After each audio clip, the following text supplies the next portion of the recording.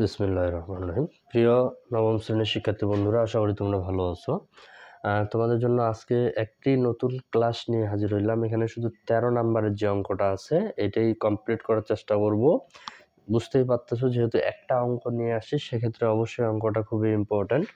যেহেতু এই অঙ্কগুলো আমাদের সমাধান করো 13 নাম্বার, পর্ব হচ্ছে 22, অর্থাৎ এই অধ্যায়ের বা এই অনুশীলনের বাকি যে অঙ্কগুলো আছে, যেহেতু আমাদের প্রত্যেকটা ক্লাসে পর্ব অনুসারে সাজানো হয়, সেক্ষেত্রে তোমরা একটু চাইলে আগের পর্বটা একটু মনোযোগ সহকারে দেখে নিতে পারো। তবে অবশ্যই আরেকটা কথা বলবো, যে তোমরা যদি একেবারে ক্লাসে নতুন হয়ে থাকো অবশ্যই চেষ্টা করবা আগের যে পর্বগুলো পর্যায়ক্রমে দেখে নেওয়ার। 13 নম্বরের যে অঙ্কটি আছে এখানে 2 × z² - 9 প্লাস 9z = 0। তো এই অঙ্কটা শুরুতেই যদি আমরা দেখতে পাই, তাহলে এই যে সংখ্যাটা আছে বন্ধনী আকারে, এইটার সামনে 2টা কিন্তু গুণ অবস্থায় আছে। 2টা কি অবস্থায় আছে? গুণ অবস্থায়। যেহেতু এইটার সাথে 2টা গুণ অবস্থায় আছে, সেক্ষেত্রে এটার সাথে আমরা এটাকে কি করে দিব? আগে গুণ করে দিব। বা যেহেতু সমান সমান আছে অবশ্যই বা হবে। 2 আর z² গুণ করলে হবে 2z² মাইনাস 2 আর 9 গুণ করলে হবে 18 প্লাস 9z = 0। ঠিক আছে? বা এটাকে এখন যে কাজটা করব, এটাকে একটু আমরা আগে সাজায় নিতে পারি।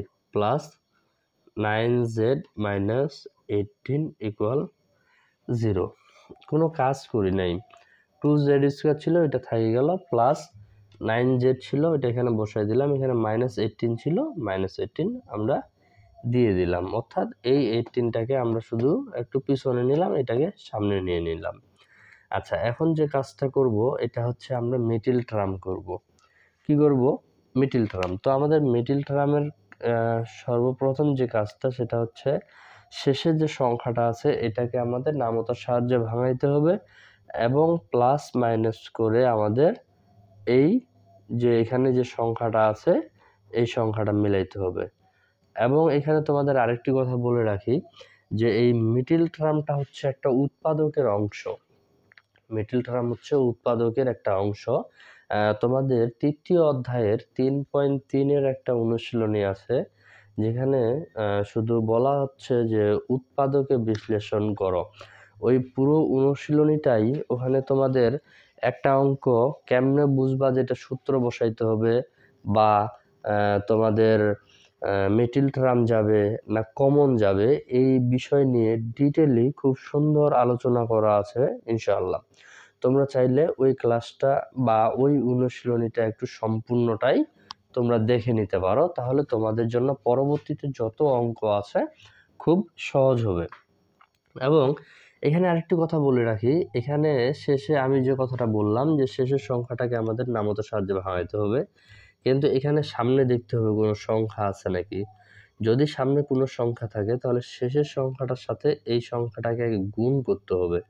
তাহলে 18 আর 2 যদি গুণ করি তাহলে আমরা পাবো 36। কত পাবো? 36 বা 36।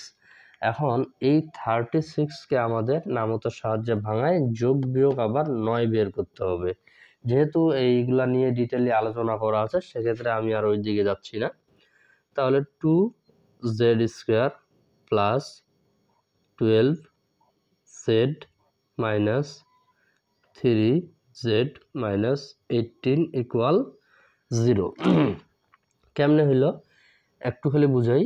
12 এবং 3 যদি আমরা গুণ করি তাহলে পাবো 36।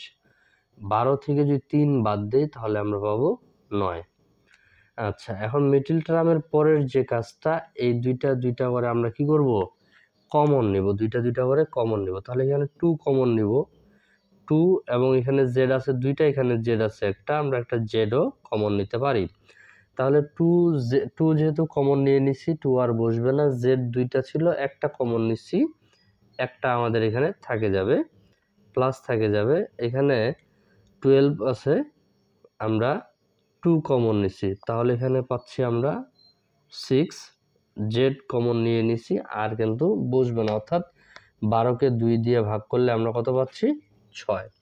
এখানে মাইনাস থেকে গেল, এখানে আমরা 3 কমন নিতে পারবো, তাহলে z মাইনাস মাইনাসে প্লাস 18কে 3 দিয়ে ভাগ করলে পাচ্ছি আমরা 6 ইকুয়াল 0। আচ্ছা, এখানে আমরা যে মিডল টার্মটা করছি, যে এই যে 36কে ভাঙাইছি, 12 3 নিছি, আসলে এগুলা কিন্তু আমরা সাজায় নিছি বা ধরে নিছি, কিন্তু আসলে আদৌ এটা আমাদের ঠিক আছে কিনা তোমরা এখানেই বুঝতে পারবা। z+6 এখানেও আছে z+6, এই দুইটা যদি একই হয় তাহলে বুঝবা যে তোমার মিডল টার্ম ঠিক আছে। আর এখানে প্লাস মাইনাসেরও যদি কোনো সমস্যা হয় তাহলে বুঝতে হবে মিডল টার্মে সমস্যা আছে।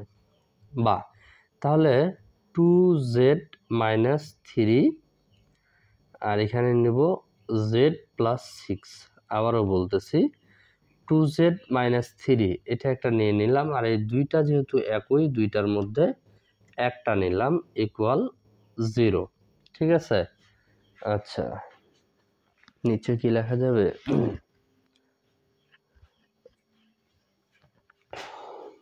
বা তাহলে 2z-3 ইকুয়াল 0, এইটার সাথে জিরোটাকে একবার নিয়ে নিলাম।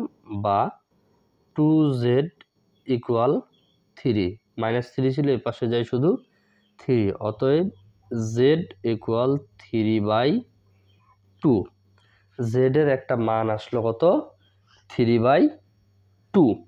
এটা হলো এই অংশটার, এটা আছে না, এটারও কাজ করতে হবে। তাহলে z+6 ইকুয়াল 0, অতএব z ইকুয়াল -6, z ইকুয়াল -6। তাহলে অর্থাৎ যেহেতু এগুলো সমাধান নির্ণয়ের অঙ্ক, প্রত্যেকটারই মাস্ট বি 2টা করে অ্যান্সার আসবে। হ্যাঁ, দেখো এই যে এখানে z এর একটা অ্যান্সার আসছে, এখানে z এর একটা অ্যান্সার আসছে। তাহলে লিখতে পারি অতএব নির্ণয় সমাধান 3/2 অথবা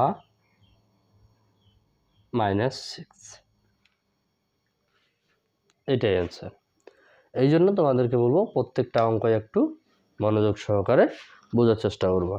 তো সকলের সুস্বাস্থ্য কামনা করে আজকের ক্লাসটি এখানে শেষ করতেছি। অসংখ্য ধন্যবাদ।